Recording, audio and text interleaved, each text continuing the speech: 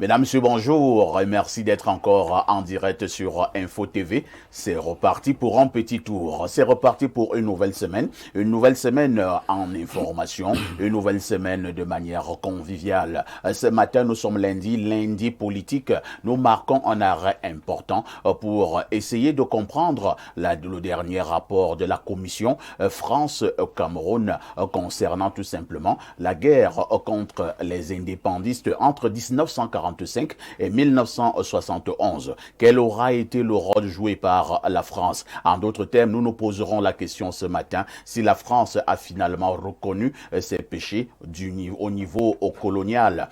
Toujours ce matin, ayant trait à cette forte actualité, on essaiera également de questionner le courroux pratiquement de certaines familles autochtones de Yaoundé qui estiment qu'elles ont été abandonnées dans la dernière copie de la France et du Cameroun, la copie qui a été remise au président français Emmanuel Macron, mais également au président de la République, son Excellence Paul Biya. Et pour cela, on interrogera de manière particulière ce matin la communauté Mvan. Il s'agit d'une grande famille Beti basée à Yaoundé et ses environs qui est tout simplement dans le courroux. Toujours dans le cadre de ce matin, dans le cadre de cette émission, nous irons avec votre apport rencontrer Claudia pour la quintessence de l'information paru en kiosque. Votre dénonciation est également restée intacte.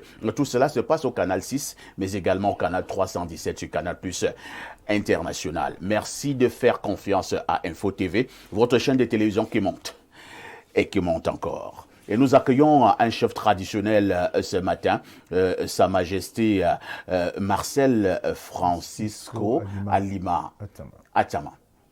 Bonjour et bienvenue, Sa Majesté. Bonjour. Vous êtes chef de 3e degré du quartier Ngwaikele. Oui.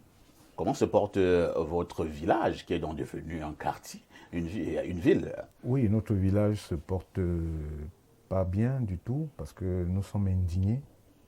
Déjà, par rapport à ce rapport de déclassification qui ne reconnaît pas, la France ne reconnaît pas l'apport de notre communauté, des Mvan. Quand la France arrive au Cameroun, c'est en Ngwaikele que la France s'installe pour faire son quartier général, pour entraîner ses tirailleurs et tout. Et l'ambassade de France le terrain nous a été arraché à nos parents. Hein? Et depuis des années, nos parents ont contesté. Ils ont fait même des oppositions. Hein? Comment vous pouvez vous imaginer que en 1959,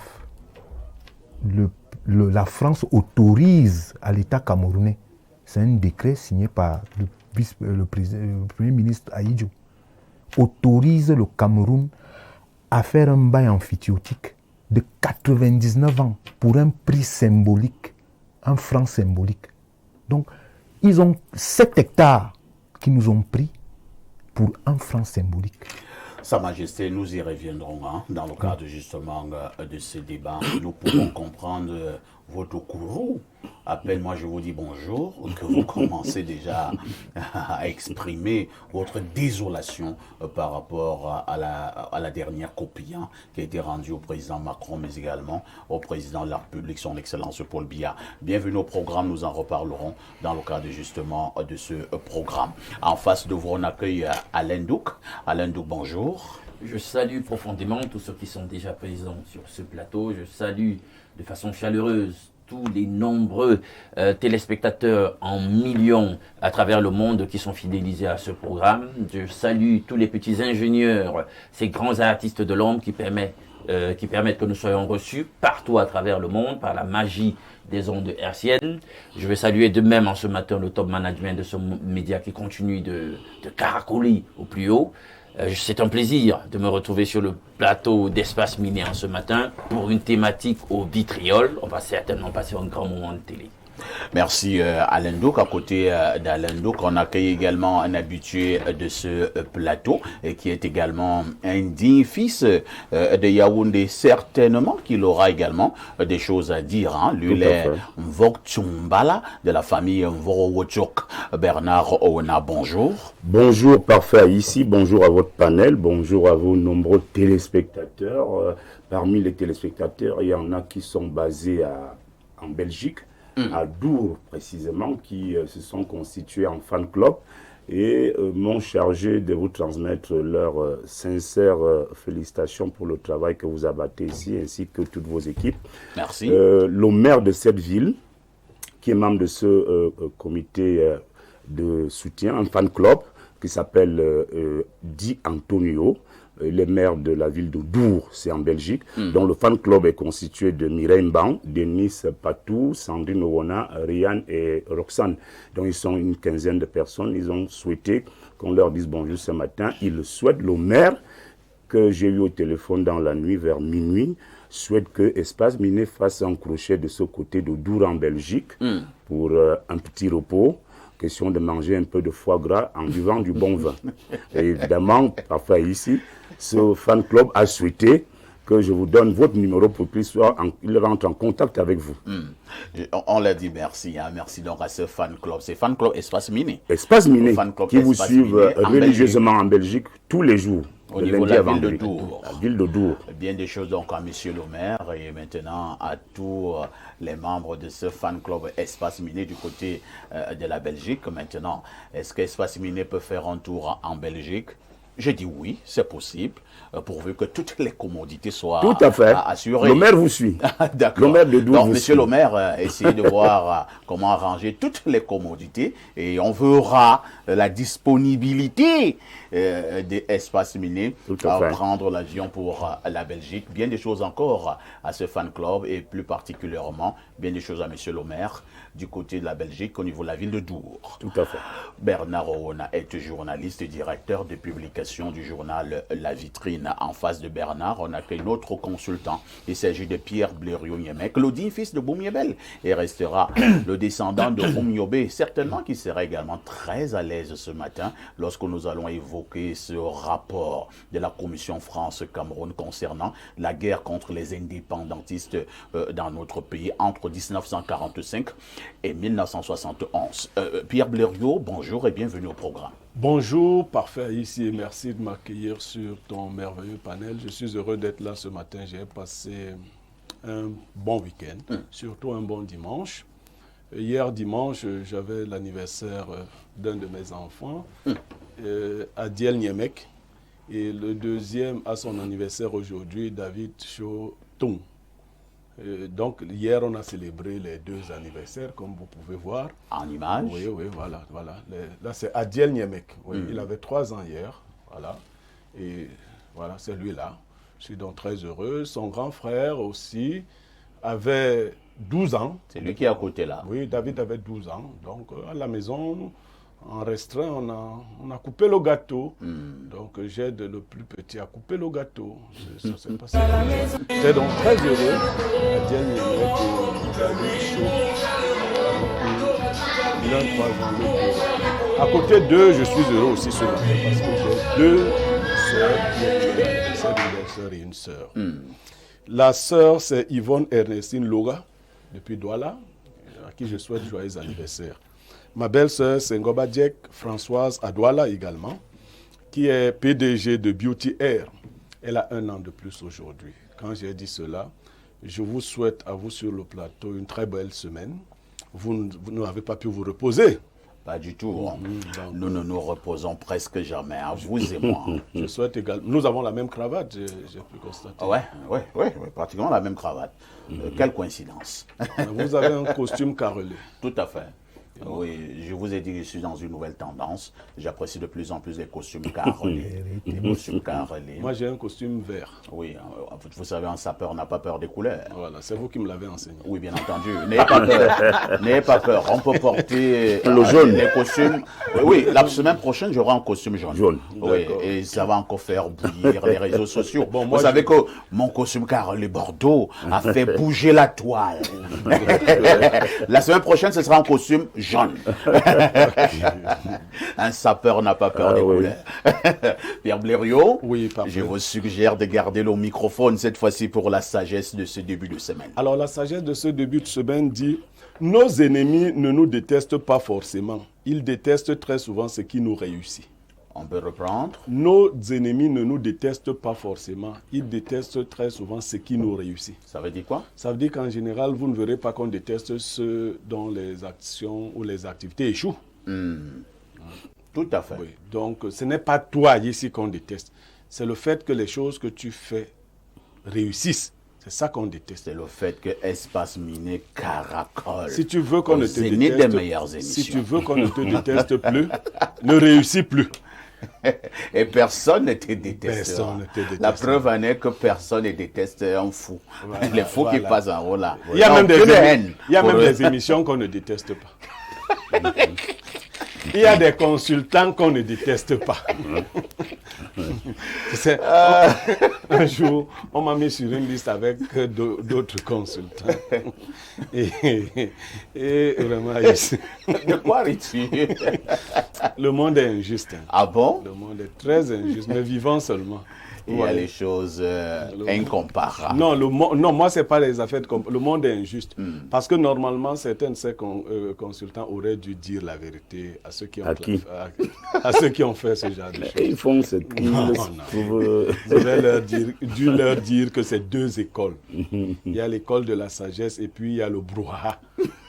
Ah bon? Le brouhaha. Dans les autres consultants, c'est le brouhaha. Non, je dis il y a l'école de la sagesse et il y a le brouhaha. Incroyable. Faut pas, non. Merci, hein, merci d'être en direct sur Info TV. Ça se passe comme ça tous les matins entre 10h et 11h52. De lundi à vendredi, Espace Miné est là. Pour vous qui êtes chargés, pour vous qui avez des problèmes, venez plus de ce côté et on vous donnera du réconfort. Espace Miné, qui dit mieux?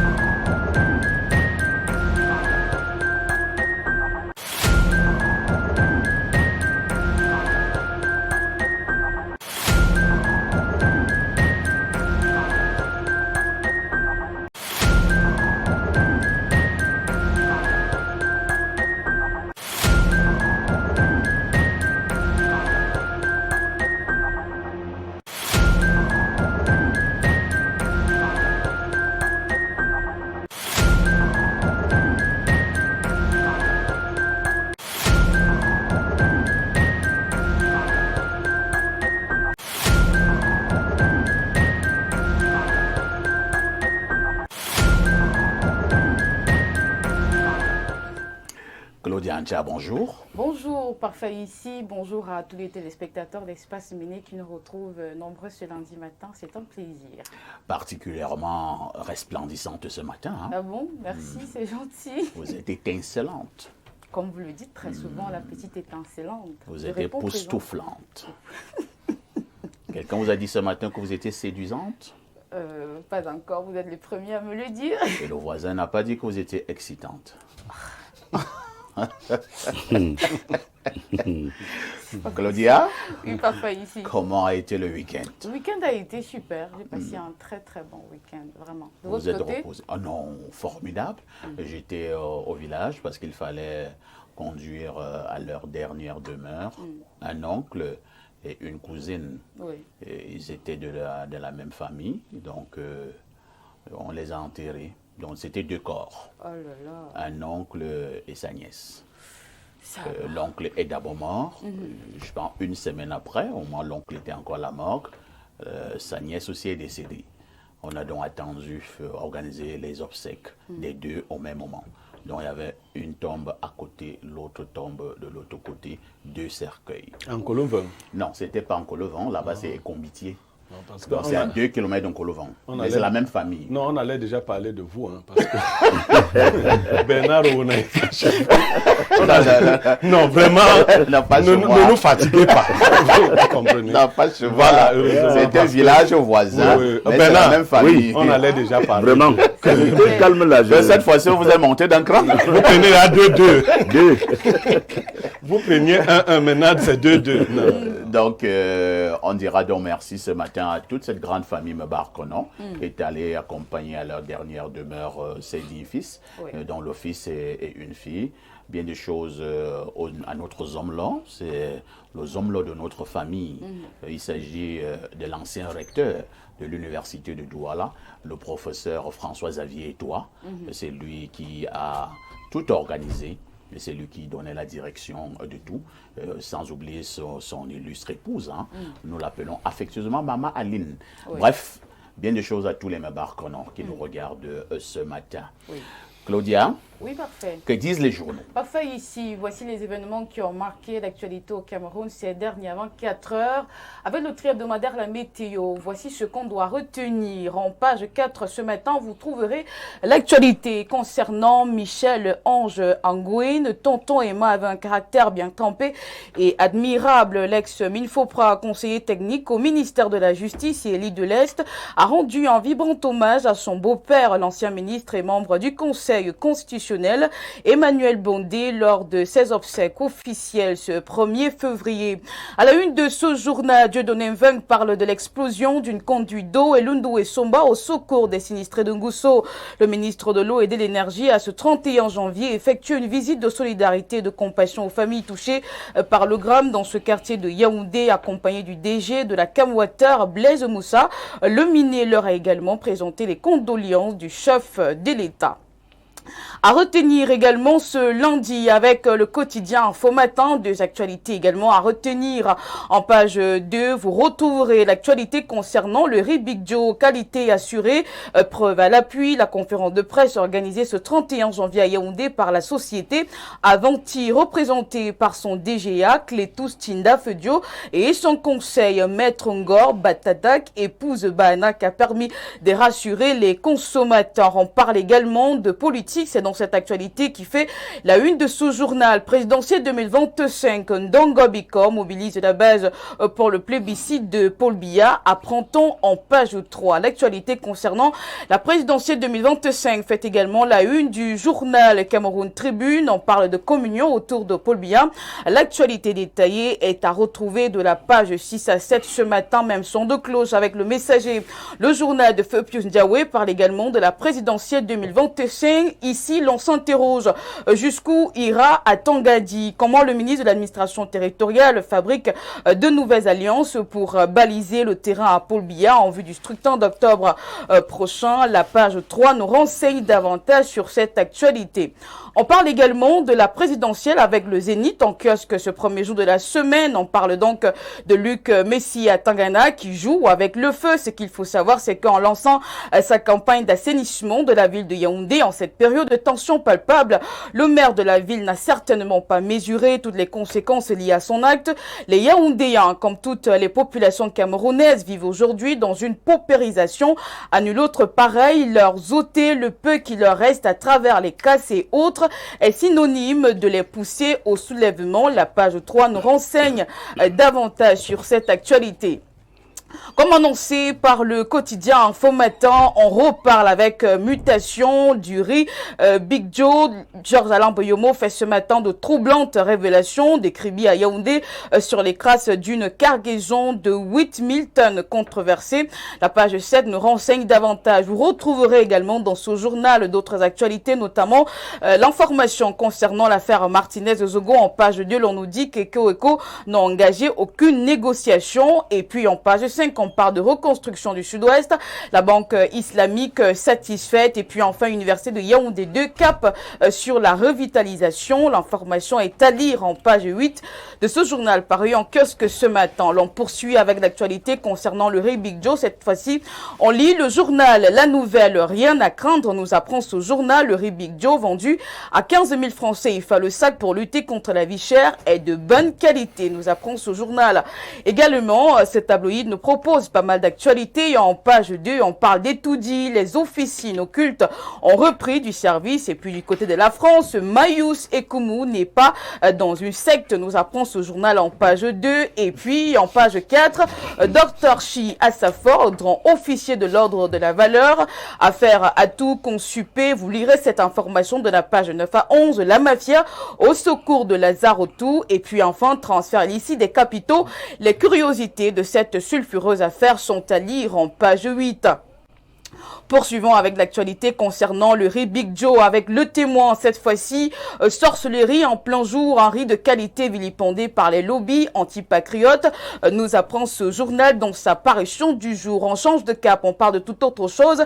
Avec le journal Le Jour, on parle plus précisément de guerre coloniale au Cameroun. Un rapport et toujours des questions nous révèle Amanmana ce matin. Vous trouverez également dans ce journal l'affaire concernant Akeremuna, lettre ouverte à Vitol, Cameroun. Et puis, du côté de Campo, Cap-Vert va réaliser 8 projets sociaux en 2025, nous apprend ce journal en page 8. On clôture cette revue de la presse avec l'œil du Sahel. Guiba Gatama parle ce matin de la fête de la jeunesse.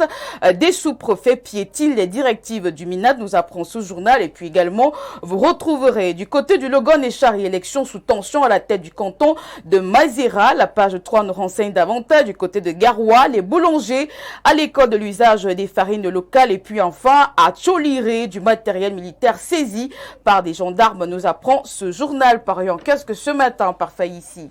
Merci beaucoup pour toute cette abondante actualité parue donc en kiosque ce matin.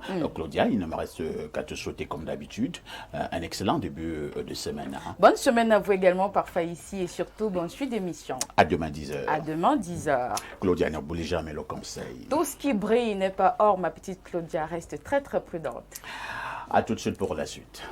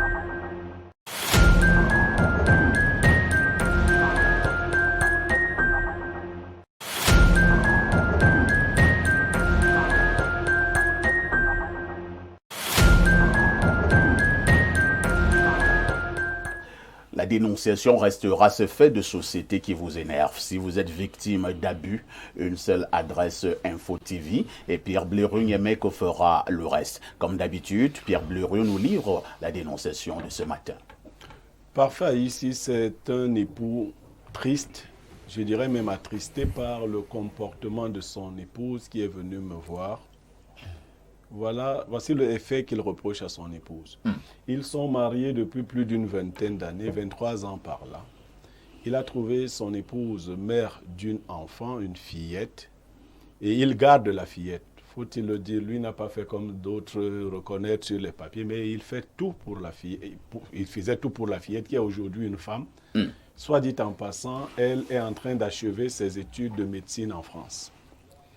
Il se trouve quand même que lui, dans sa fringante jeunesse, avait eu un enfant qu'il n'a pas revu depuis longtemps. Son épouse et lui n'ont pas d'enfant. Ils n'en ont pas eu jusqu'à présent. Et cet enfant, il a retrouvé ses traces depuis un certain temps. Ce gars était câbleau-distributeur. Au Cameroun? Oui, au Cameroun. Ses activités allaient plutôt assez bien, c'est-à-dire réussissait à nourrir sa petite famille. Mais avec la concurrence dans le milieu et tous les autres aléas, les activités de l'enfant ont chuté.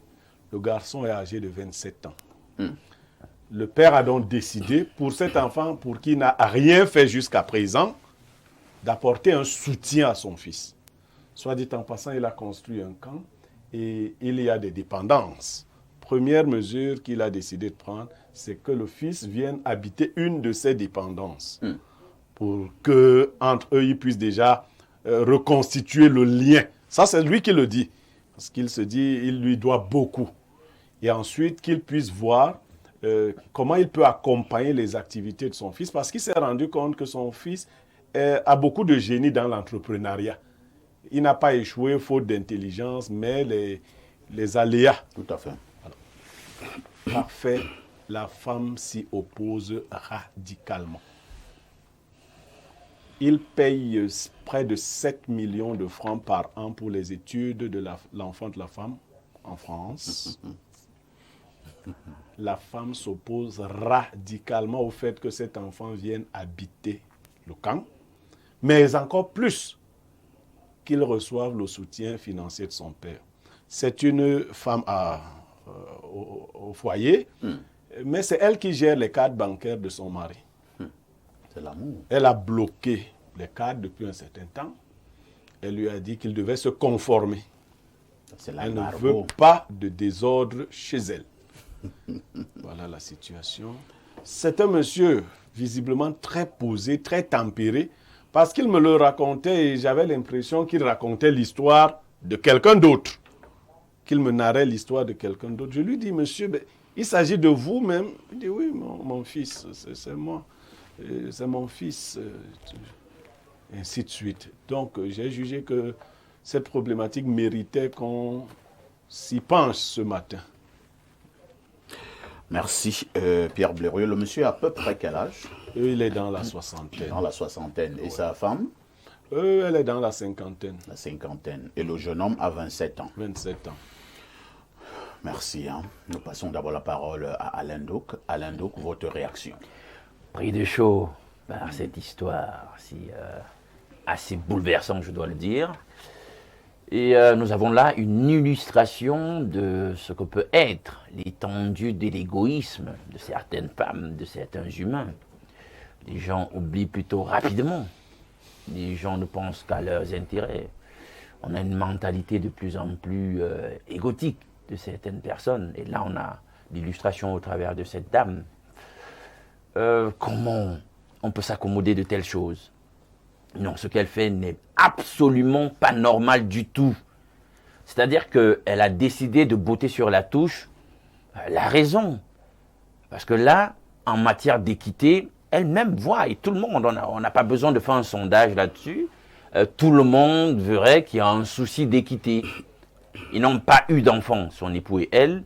Elle a eu quand même cette grâce d'avoir une fille, totalement prise à charge, adoptée par le monsieur, avec tous les contours liés au fait d'assurer une paternité par rapport à cet enfant.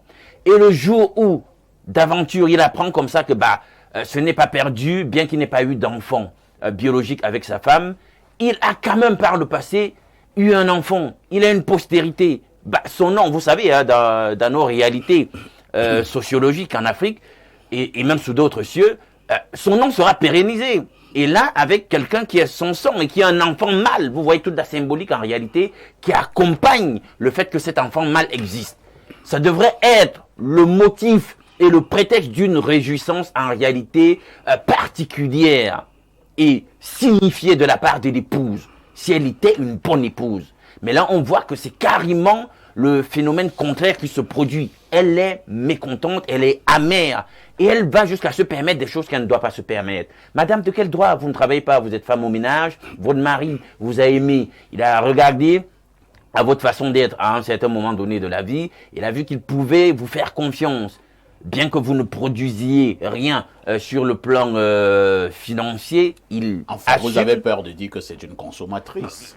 Ce serait, je ne veux pas la Non, frustrer. toutes celles qui sont à la maison ne sont pas forcément des consommateurs. Voilà, parce qu'elles produisent quand même sur le plan de l'économie domestique quelque chose qu'on ne va pas toujours sous le prisme de l'économie capitalistique essayer d'évaluer. Donc, je veux pas frustrer les gens, mais je veux lui faire comprendre que madame, ce n'est pas normal. Hein? Vous infantilisez votre mari. Hein? Je vous fais confiance, je vous donne de telles charges, gérez mon argent. Et puis, un bon matin, vous décidez que moi, mon argent, je n'ai plus le droit d'y recourir, de faire ce que j'en veux. Il faut que le monsieur fasse comprendre qu'il n'y a pas deux coqs dans cette maison, hein, très rapidement. Parce qu'à 60 ans, s'il n'est plus capable de rugir et tout le monde prend sa place, il y a un problème. Hein. Moi, je vais vous raconter une petite anecdote.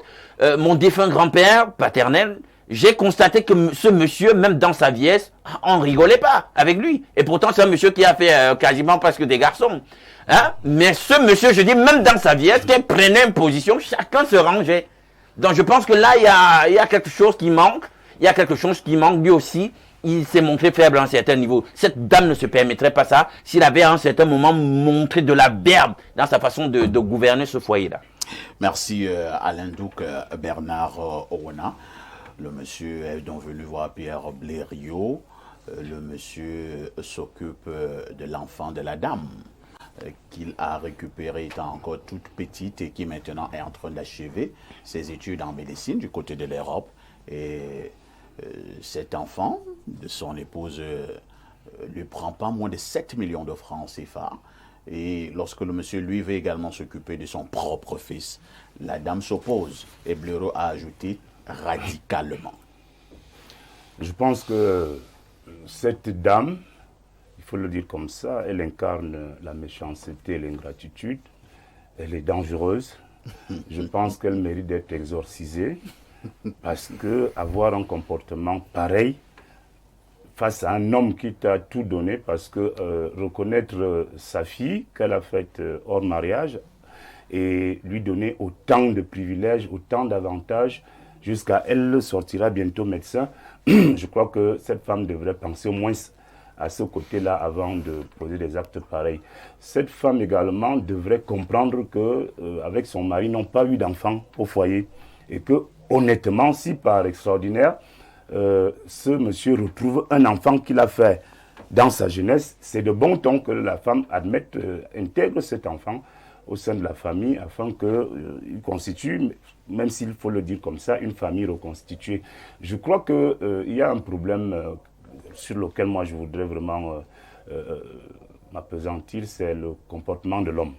Je suis très déçu par l'homme parce qu'un homme normal, un homme qui s'appelle homme, ne prend pas ses cartes bancaires et donne à sa femme. Comment ça? Non, ça ne se fait pas. Non, c'est la confiance. Non, il n'y a pas de confiance. C'est l'amour. Oui, parfait, ici, Si vous n'avez pas aimé vos Parfait, femmes, les parfait, autres ici. aiment les leurs. Mon épouse me regarde à la maison, elle est en congé en ce moment. Elle me suit. Comment je prends mes cartes bancaires, je donne à ma femme? Ce n'est pas normal, ce n'est pas bien. On dit souvent que quand vous vous Non, ce n'est pas mariez, bien, ce n'est pas vous bien. n'êtes plus, vous ne devenez qu'une seule chair. C'est ce qu'on dit. Ouais. Mais vous savez que même quand vous êtes dans les biens communs, tout le monde a son petit couloir intime là, surtout Et financier. ça, c'est la tromperie amoureuse. Non, ce n'est pas la tromperie. Donc, ce monsieur a fait une erreur grave en donnant. La preuve, c'est que quand il a voulu aider son propre fils, la banquière donc, de la maison a dit niet, que pour l'instant, je ne valide pas ce financement. Et tout est bloqué. Et la femme, le monsieur est obligé donc de ramper dans son propre argent. Moi, je crois qu'il doit reprendre... Au point de venir même pleurnicher chez Blériot. Voilà, il doit reprendre les choses en main. Blériot, il faut lui dire de reprendre... Non, c'est pas un vrai homme, ça. Non, c'est pas un vrai homme. C'est pas un vrai homme, ne donne pas ses cartes bancaires à la femme. Est-ce que cette femme ne le tient pas quelque part? Non, bon, c'est ce qu'on dit souvent, mais je pense qu'il y a des hommes qui sont nés un peu comme ils sont nés, qui n'ont pas le caractère d'homme. Et vraiment, c'est tout ce que moi je peux. Blériot dit à ce monsieur que... Ce sont donc des femmes aux allures d'hommes. Oui, je crois. Parce que là, cette dame-là, mais honnêtement, elle doit être punie. On va passer la parole au chef sur ce plateau pour qu'il nous donne également son avis sur cette dénonciation. Bernard estime que ça, c'est pas un vrai homme. Il manque de charisme, il manque de personnalité. Oui, c'est un peu difficile pour un chef traditionnel de donner un peu son point de vue parce que je n'ai pas la version de la dame. Bon, je vais m'y risquer en vous disant que l'angle de traitement pour la dame, c'est beaucoup plus l'héritage. Parce que l'homme... La dame voit loin. Oui, elle voit loin. Si elle laisse cet enfant intégré, si il arrive quelque chose au monsieur, c'est l'enfant là qui va récupérer tout. Et sa fille sera mise de côté. C'est vrai. Donc, c'est sur ça que cette Donc, femme... il faut d'abord stopper ces à envolées. tout prix. Donc, peut-être vous allez dire que Les l'homme femmes est lâche. réfléchissent beaucoup et vite. Hein? Oui, vous allez peut-être vous dire que l'homme est lâche et tout, mais la femme aussi, elle ne veut pas laisser le petit intégré. Parce que Mais là, c'est donc l'homme qui a donc bâti tout cet héritage. D'où vient-il donc que ma femme m'impose dans des choses au point où mon propre fils ne peut non plus bénéficier de mes largesses? Oui, mais je dis bien que si ce monsieur ne prend pas les précautions, et il peut même se retrouver... Oui. On suit votre regard. Oui. Il peut passer des vies à trépas. Oui, parce que là, c'est... Donc la femme là n'est pas en train de jouer. Il faut aussi savoir que cette dame a bâti tout ça avec son mari. Ce n'est pas qu'elle est venue trouver son mari Elle avec a tout même ça. apporté quoi? Non, même si elle n'a pas Ça me apporté, mais rappelle elle a une chanson été... en étonnant, ou en gazoïsé. Non, c'est trop égoïste quand même. C'est trop égoïste. Bon, c'est vrai, il y a de l'égoïsme de la part de la dame. Est-ce que vous avez tenu compte du fait que le méchante. monsieur, il s'occupe déjà de la fille de la dame depuis qu'elle est toute petite? Qu'il a reconnu. Au niveau... Non, il ne l'a pas reconnu. Il n'a pas reconnu. Et la fille se trouve maintenant en Europe, en train de finir ses études en médecine. Et le monsieur dépense 7 millions par an pour 8 la millions. fille de la dame. Oui, il y a de l'égoïsme, mais je dis encore que l'angle de... Là où la femme se bat, c'est pour l'avenir, l'héritage. Est-ce que la dame a raison de se comporter ainsi? Donc, vous savez, les femmes, elles ont une autre manière de réfléchir. Hein. Ce n'est pas... Vous allez dire à la dame, non, tu es égoïste, ceci, ça, elle va vous dire non. Elle voit loin. Elle voit loin. Et si vous étiez à la place de l'homme, qu'auriez-vous fait? Moi, en fait, si j'étais à la place de l'homme, ça aurait été bien de peut-être ne pas brutalement faire entrer le petit dans la maison. Passer à la familiale. négociation? Non, peut-être l'installer Ailleurs. ailleurs. Lui donner les mêmes moyens. Lui donner les mêmes moyens progressivement, qu'il intègre, qu'elle-même elle se rende compte que le monsieur est de plus en plus avec l'enfant, ainsi de suite, et puis peut-être des choses... Mais quand elle le met, quand le monsieur Même le petit, met là, à même peut être l'intérieur, en danger. oui, quand elle le met à l'intérieur comme ça, la maman là, elle sent que non, ici, c'est compliqué. Merci, hein, Sa Majesté Pierre Blériot Onyemec. Le monsieur a donc besoin d'un conseil. Qu'est-ce qu'on lui dit? Parfait, je ne vais pas cacher ma gêne par rapport à l'intervention de Sa Majesté. J'ai été très gêné. Bon, peut-être que lui aussi, il a un cas à la maison qui l'attend. Parce que les hommes avaient fait une réunion à Londres. Et lors de la réunion, ils s'étaient entendus. Ils avaient posé une question. Ils demandaient que tous les hommes qui sont commandés à la maison par leurs femmes se lèvent. Presque tout le monde s'était levé, sauf un petit vieux qui était resté assis. On lui a donc demandé, mais vieux, comment toi tu fais pour ne pas être commandé par ta femme? Il a répondu que quand il venait à la dite réunion, sa femme lui a dit que si les gens se lèvent pour une raison ou pour une autre, qu'ils ne se lèvent pas. Donc, lui, il est un peu soumis. C'est lui qui a gagné. Donc, je sais que dans la plupart des cas, nos femmes nous commandent. Mais j'invite les hommes, et j'ai donné ce conseil à ce monsieur, à ne pas seulement traiter les femmes avec le cœur, à les traiter aussi avec la tête. Nos épouses, il ne faut pas les traiter seulement avec le cœur, il faut les traiter aussi avec la tête. Quand tu fais une telle demande, ton épouse dit non. Je suis d'accord, ne fais pas venir cet enfant. Parce qu'il y aura mort quelque part. Ouais. Ne le fais pas venir. Mais il faut donc que tu comprennes. Parlant d'héritage, Sa Majesté, là, je ne suis pas d'accord avec vous. Cette fille a reçu plus que l'héritage. quel plus bel héritage que d'avoir reçu de telles études Tout à fait. pour devenir une grande dame. Et même si elle était la sœur de ce garçon, elle est même sa sœur par alliance, c'est pas elle qui deviendrait héritière. On lui apporte quelqu'un qui va la soutenir une fois même que les parents ne seront pas là. Parce que les femmes voient loin, dit-on, mais elles ne voient pas très loin. Les femmes voient loin, vous voyez loin, mais vous ne voyez pas très loin. Ta fille que tu voudras laisser sur cet héritage, parce que toi-même tu vas mourir. C'est-à-dire que l'homme va mourir. Comme les femmes ont un contrat avec Dieu pour ne pas mourir. Tu causes avec ta femme, elle te dit seulement si tu meurs maintenant. Si tu meurs maintenant. Tu n'entendras jamais une femme dire si je meurs maintenant. Je ne sais pas si on avait dit aux femmes que c'est nous seuls qui devons mourir. Donc, tu vas aussi mourir. Et quand tu vas mourir, et le monsieur sera mort, il va bien falloir que cette fille se défende avec ton héritage ou votre héritage au niveau du village. Quels seront ses soutiens maintenant que vous repoussez son frère qui aurait pu, comme garçon, l'accompagner, la soutenir? Est-ce que cette fille ne va pas prendre cet héritage et aller donner à un zeng-zeng chez qui elle sera allée en mariage? Parce que tu peux même faire les études en France, docteur.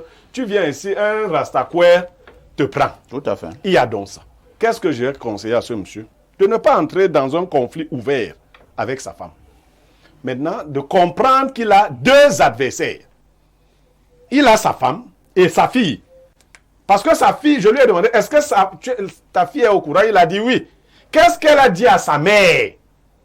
La fille aurait dû dire à sa mère que maman, c'est une grâce pour nous de rencontrer toi un fils et moi un frère. Intégrons-le. Mais comme elle est contente que sa mère ait tout le pouvoir, fais-leur un double jeu. La maison là, tu mets au nom de ton fils là. Puisque ce sont les enfants qui héritent de leurs... C'est-à-dire que je suis avec toi. C'est à ma mort que tu sauras avec qui tu vivais.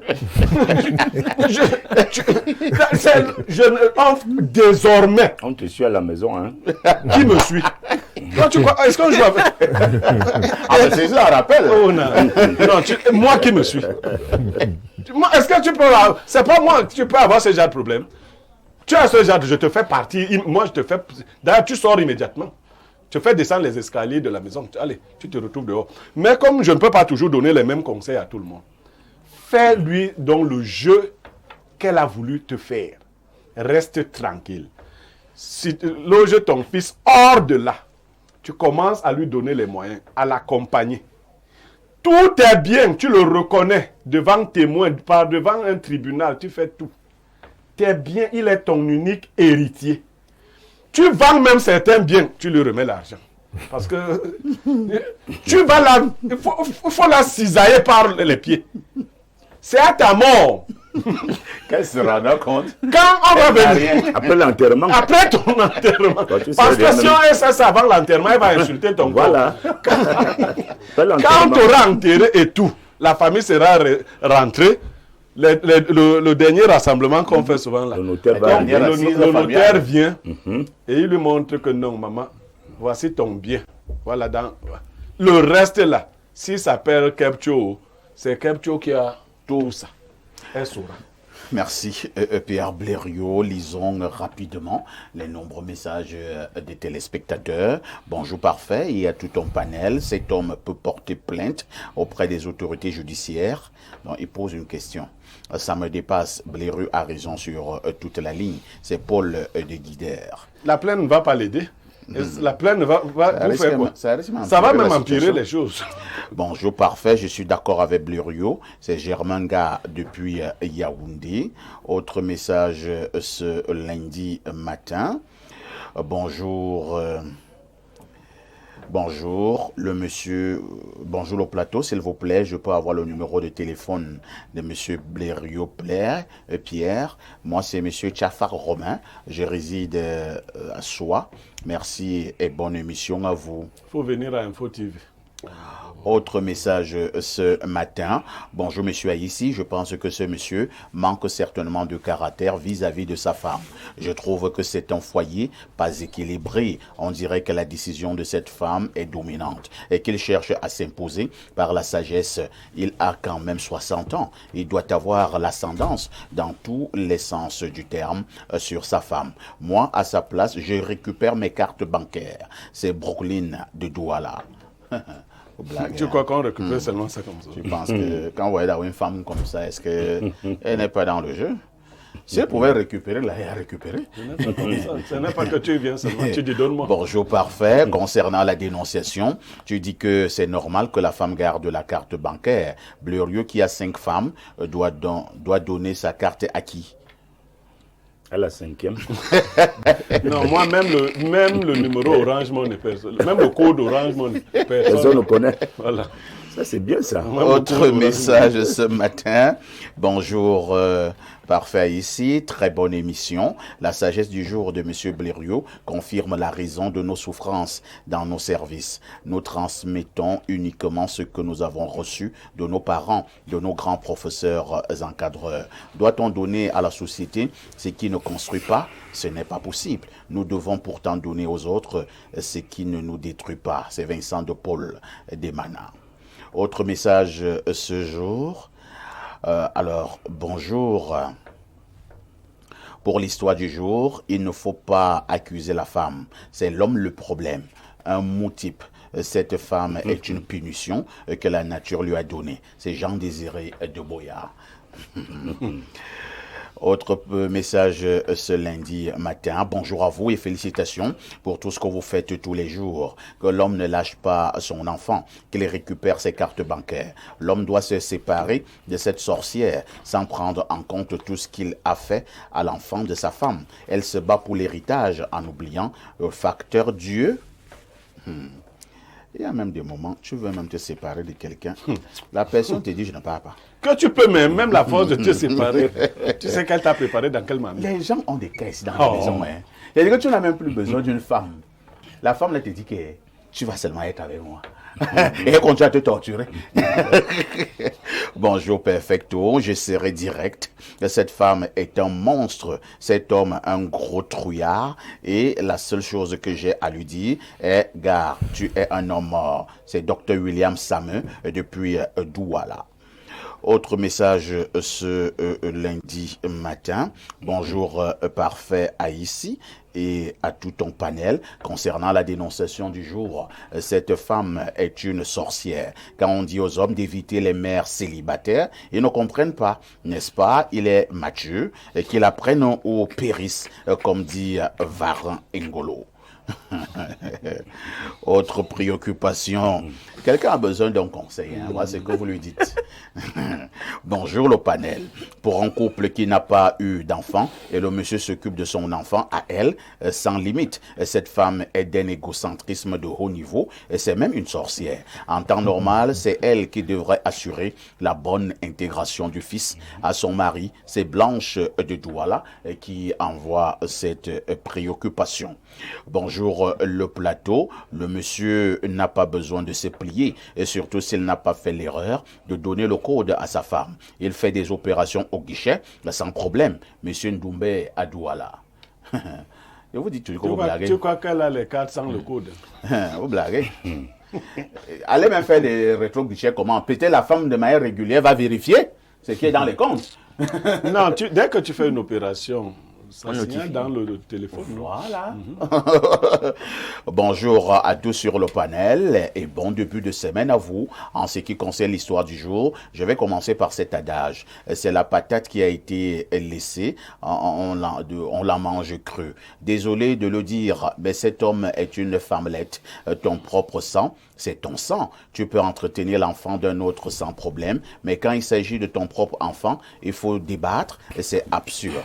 Négocier avec ta femme pour cela, non. Cette femme est une sorcière, tu la mets dehors et que le père de sa fille s'occupe de son enfant. Franchement, il ne faut pas nous énerver dès le matin. On n'a même pas fini avec l'histoire des riz Big Joe. Et voilà que tu viens avec ta part. Big Joe.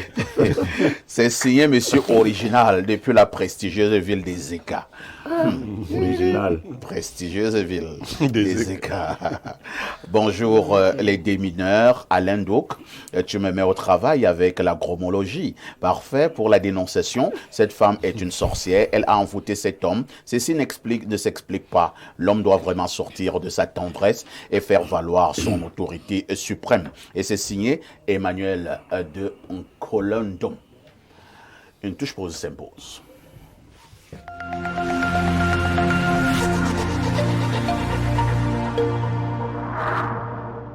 Vous rêvez d'un cadre idéal pour vos séjours à Yaoundé? Une seule adresse, Safari Hotel. Safari Hotel offre 40 chambres VIP et des suites et appartements ultra modernes. Le Safari Hotel, c'est aussi un bar-restaurant ultra chic, véritable carte postale, propice et discret pour vos moments de détente. Avec un parking avant et arrière sous vidéosurveillance et un groupe électrogène qui vous met à l'abri des coupures intempestives d'électricité. Le Safari Hotel dispose également des salles de banquet de 400-500 places, de conférences d'une capacité de 150 places, ainsi qu'un service traiteur pour vos événements. Votre hôtel 3 étoiles situé au quartier Sam dans le 3e arrondissement de la capitale, entre la SCDP et Garantie Express, est à 5 minutes du centre-ville. N'attendez plus, réservez au 694 77 74 68 677 76 29 32. Au Safari Hotel, c'est vraiment du safari. Plongez dans l'excellence au cœur de Yaoundé. Imaginez un lieu où le luxe rencontre la modernité et le confort, où chaque détail a été pensé pour vous offrir une expérience unique. Bienvenue à la résidence Le Mfundi, un chef-d'œuvre signé Société immobilière du Cameroun, situé dans le prestigieux quartier Hippodrome à Yaoundé. À la résidence Le Mfundi, l'élégance et le raffinement s'harmonisent pour créer un cadre de vie exceptionnel. Découvrez une offre inégalée. 152 appartements haut de gamme, des configurations T1 à T6 avec cuisine américaine et européenne, 954 mètres carrés d'espace de commerce en rez-de-chaussée, idéaux pour vos affaires, 4130 mètres carrés d'espace de stationnement alliant intérieur et extérieur pour un maximum de confort, 3070 mètres carrés d'espace commun aménagés pour votre détente et votre bien-être. Chaque détail de la résidence Le Mfundi a été soigneusement étudié pour répondre à vos attentes. Pourquoi attendre? Offrez-vous la résidence de vos rêves dès aujourd'hui. Rendez-vous à la division commerciale et marketing de la Société immobilière du Cameroun sur l'avenue de l'Indépendance à Yaoundé. Société immobilière du Cameroun, la volonté de mieux vous loger. Le riz Big Joe, tellement on en a parlé que je ne calculais même pas ça. Je me suis retrouvée en train d'acheter ça. 15 000 francs le sac de 50 kilos. À première vue, j'ai apprécié l'aspect. Comme le riz mémé cassé est vraiment petit grain, je pensais que ça allait être gros, ça l'a mis donné, j'ai mis dans l'eau, c'était plutôt propre. Pas de déchets. Les Congosa que je suivais sur Facebook, moi je n'ai vu aucun déchet à l'intérieur. J'ai cuit normalement comme le riz normal, excusez la tautologie. Pas de collé, pas de grain. Vraiment, c'était bon. Vous-même regardez. J'ai même fait la boule, j'ai décoré, j'ai mis mon fiang au window. Sauce cacahuète. Trop bon. J'ai apprécié. Vraiment, imaginez un peu, si je mettais un peu de cannelle pour parfumer, ça allait ressembler. Vous souffrez d'hypertension, mal de nerfs, d'arthrose, infertilité, rhumatisme, MST et bien d'autres? La médecine chinoise est la solution à tous vos problèmes de santé. Qu'est-ce qu'on entend beaucoup plus par médecine chinoise? Médecine bio, parce qu'une médecine qui soigne les malades sans effet secondaire quelconque. Médecine qui fait, n'est-ce pas, des massages manuels. Médecine curative, parce qu'elle agit. De la longévité.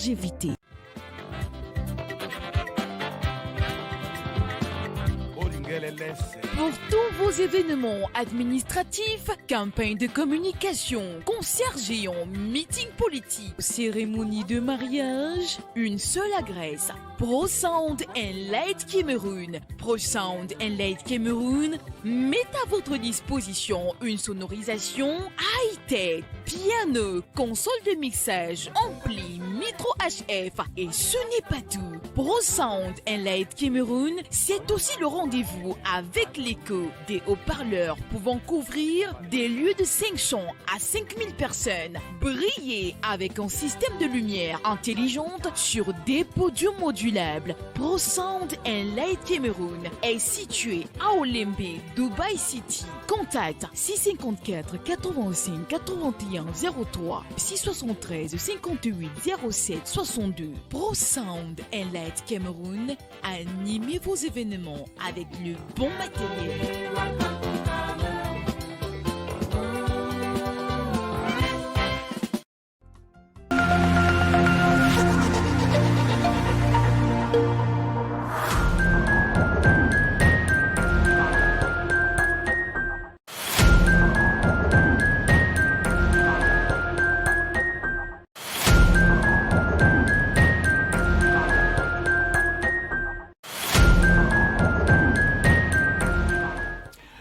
vous nous retrouvez à l'instant, vous avez fait le meilleur choix, c'est celui de regarder Info TV et surtout d'être en direct sur Espace Miné, 10h, 11h52. Avant de prendre la problématique principale de ce matin, nous serons encore de tout cœur avec une fidèle et dynamique téléspectatrice.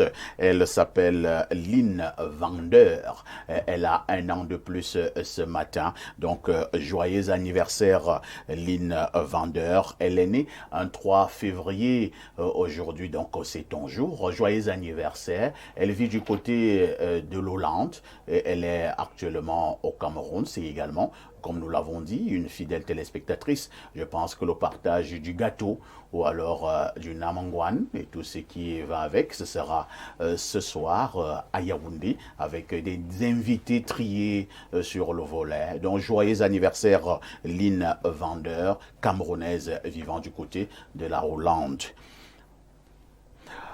Nous vous le disions en ouverture ce matin, nous marquons un arrêt important pour essayer de commenter, d'analyser, de questionner le dernier rapport de la Commission France-Cameroun, un rapport qui est revenu sur la guerre contre les indépendantistes au Cameroun, pour un rapport qui revient sur, entre guillemets, les exactions qui ont été commises au Cameroun lors de la période coloniale.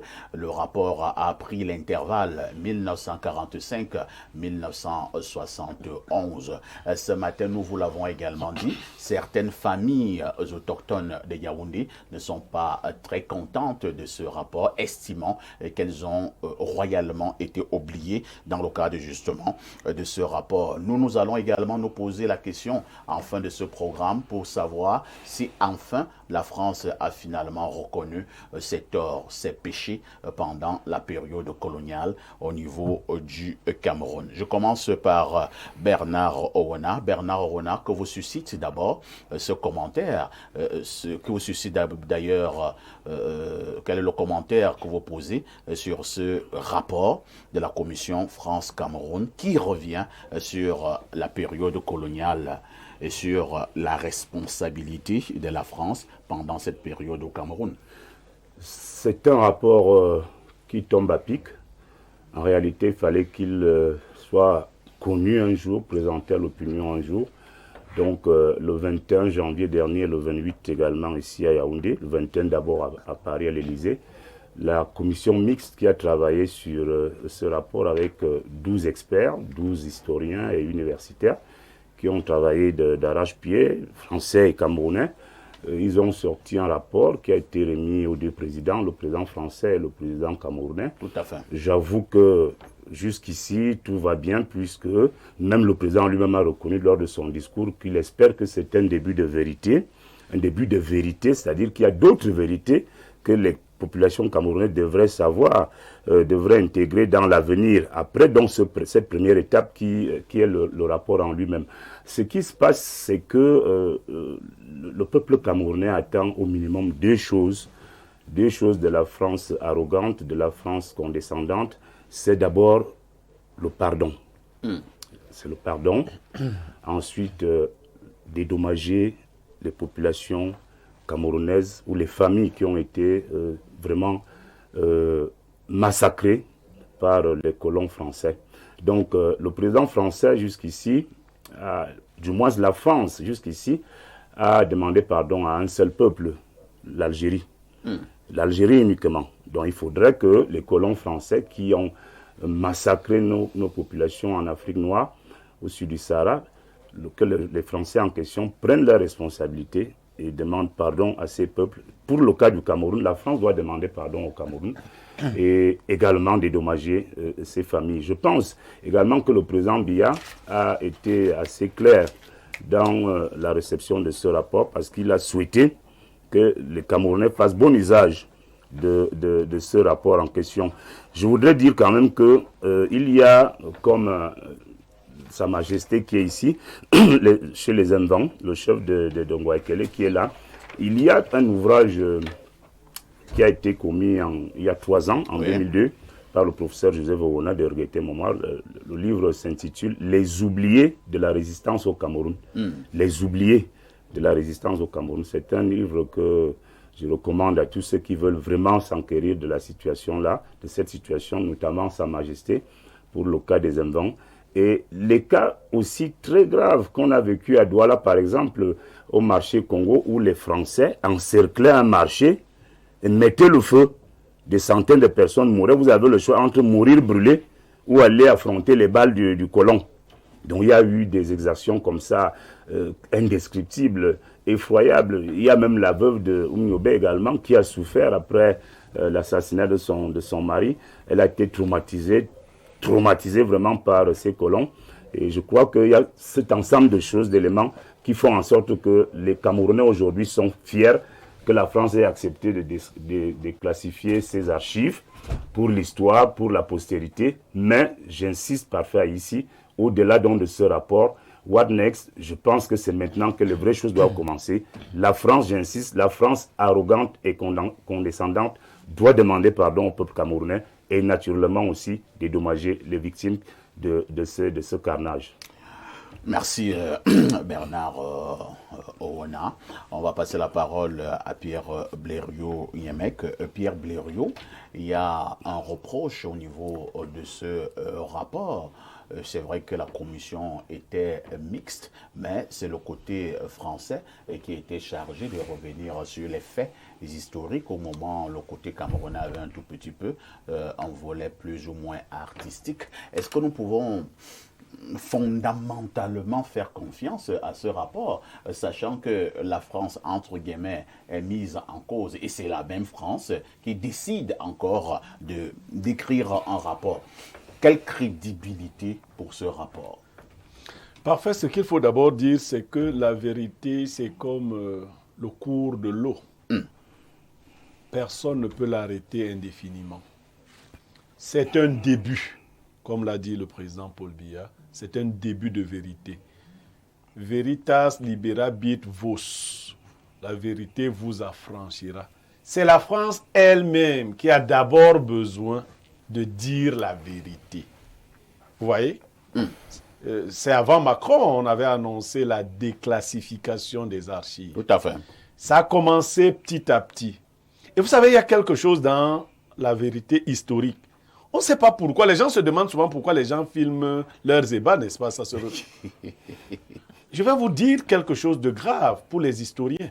C'est qu'en général, les peuples qui commettent les exactions, que ce soit en temps de guerre ou hors de guerre, archivent les menus détails. On pourrait se demander. C'est-à-dire l'armée, là. On dit, nous sommes allés au marché Congo. Nous avons mis le feu.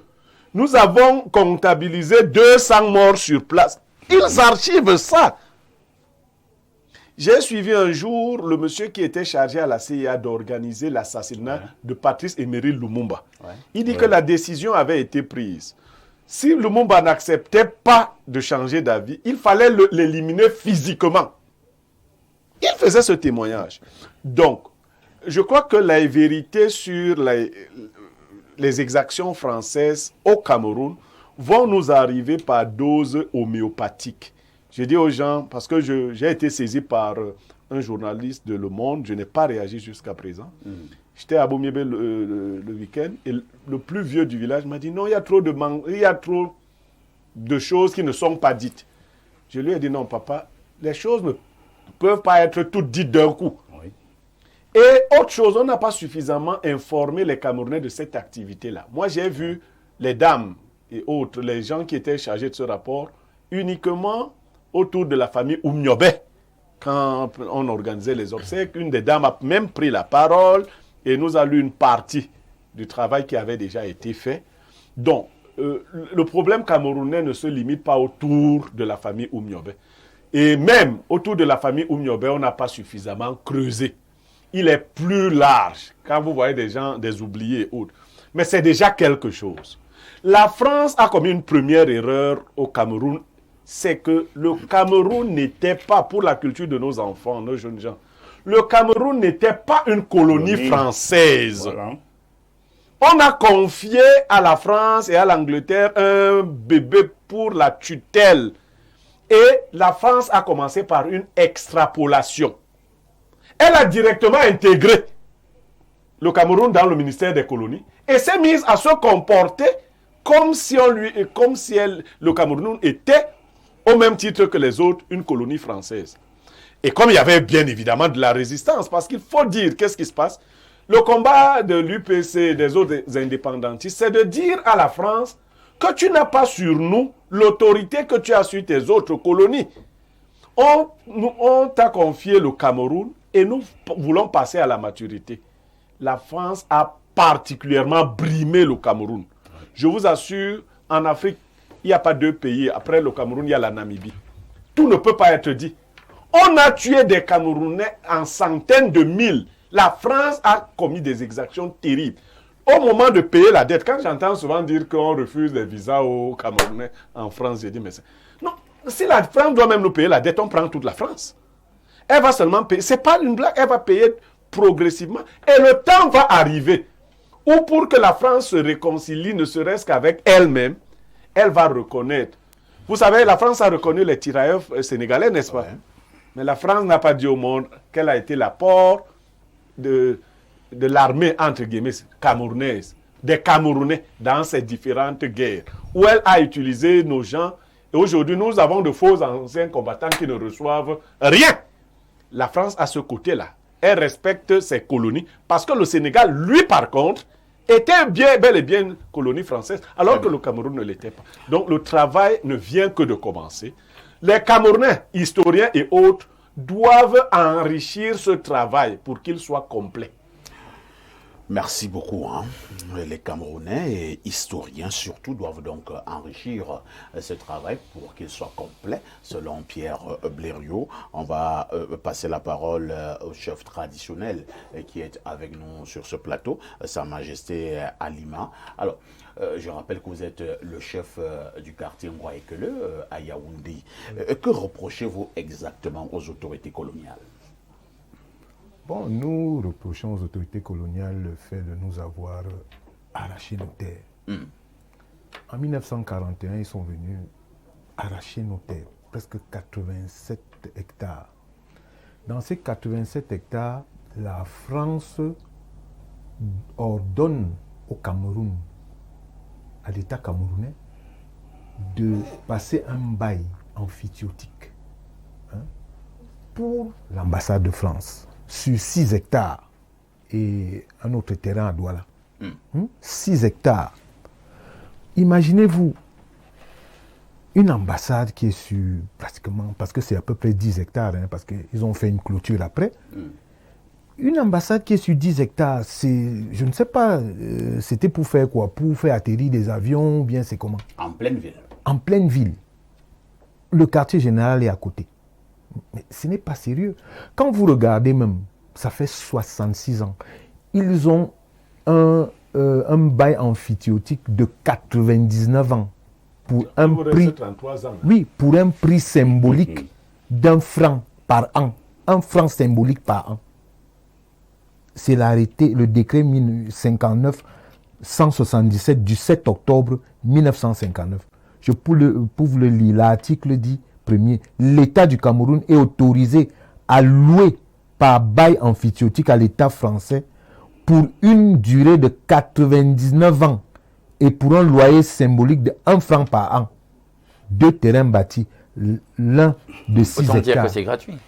Non, mais quand vous regardez là-bas à l'ambassade de France, ils n'ont rien construit, c'est deux conteneurs qui sont collés et ils ont aménagé un espace qu'on appelle l'espace France. Il n'y a rien là-bas. Mais c'est une machine à sous. En 2023, je vous prends un exemple très facile. En 2023, la France a accordé 25 000 visas aux Camerounais. Le visa, c'est 80 €, donc 52 400, si on fait le calcul. Vous multipliez 52 400 par 25 000 visas, ça fait 1,310 milliard en une année qu'ils ont ponctionné là. Ils n'ont pas reconnu les gens qui leur ont donné le terrain. Ils n'ont pas reconnu les familles qui ont été déportées. Mais est-ce que c'est normal? Et il faut aussi noter une chose. C'est quoi? C'est que, par contre, dans des autres ambassades, quand vous payez les frais de visa, si on vous refuse le visa, on vous remet l'argent. Mais avec la France, c'est pas ça. Ah bon? Ça entre dans les frais, il vous explique que ça entre dans les frais de procédure administrative pour pouvoir avoir le visa. Hein? Donc, s'il y a peut-être, ils ont seulement accordé 25 000, ils ont accordé peut-être, il y a eu 100 000 demandes. Mais imaginez-vous, vous ne reconnaissez même pas. Moi, je dis le rapport qui a été fait là, comme Macron aime à le dire, c'est la poudre de perlipimpin. Ah bon? Vraiment, oui. C'est de la poudre de perlipimpin. Parce que ce n'est pas la solution. Et qu'est-ce que vous attendez donc exactement? Non, on veut que ce n'est pas la solution. Comme on ne nous a pas, on ne nous reconnaît pas, que la France parte de là. Nous sommes dans la précarité, nos familles vivent dans la précarité. Arrivant en Guaykele, dès que tu sors de chez toi, tu poses le pied, c'est chez le voisin. Nous sommes serrés, agglutinés. Hein? Nous sommes agglutinés, qu'ils partent de chez nous. Vous faites quoi avec 7 hectares? Ils ont construit sur 1000 mètres carrés, pratiquement. Hein? Et le reste? C'est vrai quand même que je suis dit entre l'ambassade de France 2 ou 3 fois. Il y a un terrain immense là-bas à l'intérieur. C'est juste du gazon. Ils ont planté des palmiers, des choses comme ça. Il y a même un zoo là-bas. Il y a un zoo là-bas. Il y a un zoo là-bas. Mais pendant ce temps, nos familles sont dans la précarité. On n'a pas un centimètre. Ils nous ont arraché ça. Les oubliés de l'histoire. Non, qu'il faut qu'ils partent. Nous, on va manifester. Nous, on est prêts à manifester. On est fatigués. D'accord, c'est compris. Hein? On repasse la parole à Alain Ndou pour qu'il donne également son avis et surtout son regard sur le travail qui a donc été effectué par cette commission mixte concernant justement les exactions commises par la France au Cameroun. Je voudrais d'abord comprendre, hein, ils ont limité 1945-1971. Au niveau de ces limites, ça vous arrange? On pourrait dire que ça nous arrange, puisque nous sommes dans l'économie des écrans de fumée, qui commence en réalité avec au lendemain de la Seconde Guerre mondiale. Nous sommes là donc exactement en 1945, au moment où le Cameroun est donc placé sous la tutelle de la France pour l'accompagner dans son autodétermination. Vous voyez pourquoi j'ai dit écran de fumée? Parce que vous voyez dans les éléments de langage, même dans le synthé, on parle de passé colonial pour une terre qui n'était pas une colonie. Ça pose ici la problématique de la pertinence de ce qu'ils veulent bien nous imposer comme étant le droit international et de son applicabilité. Parce que voilà une exaction sur le plan juridique qui a été faite par la France et on n'a pas l'impression que sur le plan historique et sur le plan de l'actualisation de ce fait, il y ait des répercussions néfastes pour la France. C'est comme si tout le monde dans la communauté internationale a adoubé le fait, avec ce qu'on connaît comme tribut que le Cameroun a dû payer sur le plan des émotions et sur le plan de la dépossession. Parce que là, il faut envisager le prisme économique de cette affaire. Parce que vous savez bien qu'ils nous ont imposé le statut de colonie, c'est pour nous exploiter. Donc, ce n'est que de la cause et effet. Hein? C'est de la cause à effet qu'on aboutisse à ça. Alors, maintenant, jusqu'à 1971, justement parce que ça correspond un tout petit peu avec la date de la mise à mort d'Ernest Ouandié. Donc, moi, sur la période, je n'ai pas de problème. Très bien.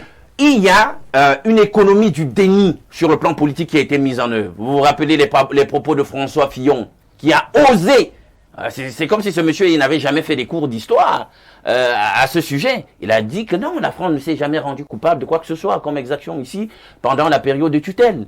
Puis il y a eu Hollande lui-même qui a répété la même hérésie.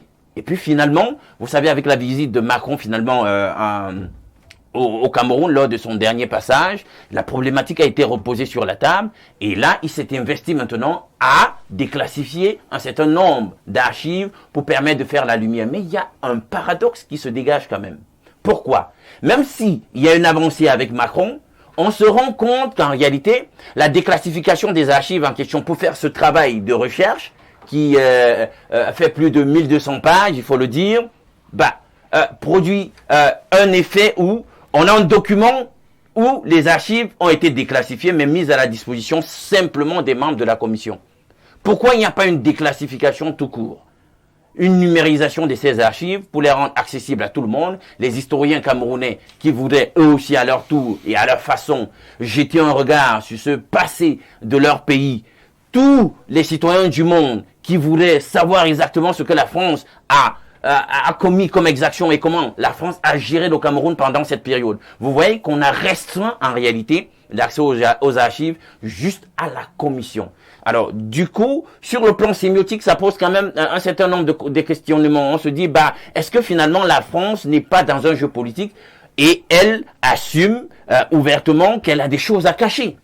J'en veux pour preuve. Vous savez que dans le cadre du travail en question, les archives notamment, la pertinence du travail peut être interpellée ici. Les archives de la police camerounaise sur la période, est-ce qu'on les a mis à contribution? Est-ce qu'on les a mis à disposition? Non. Les archives du ministère des Relations extérieures sur le sujet, les notes, etc. du service d'intelligence de cette époque, devenu la DGRE d'aujourd'hui, est-ce qu'on les a? Non.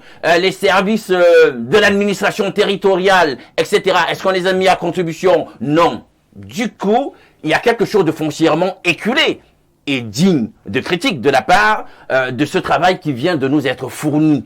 Alors, il y a des manques et on se dit que là, c'est pour plaire à une certaine partie de l'opinion, c'est pour plaire à une certaine classe politique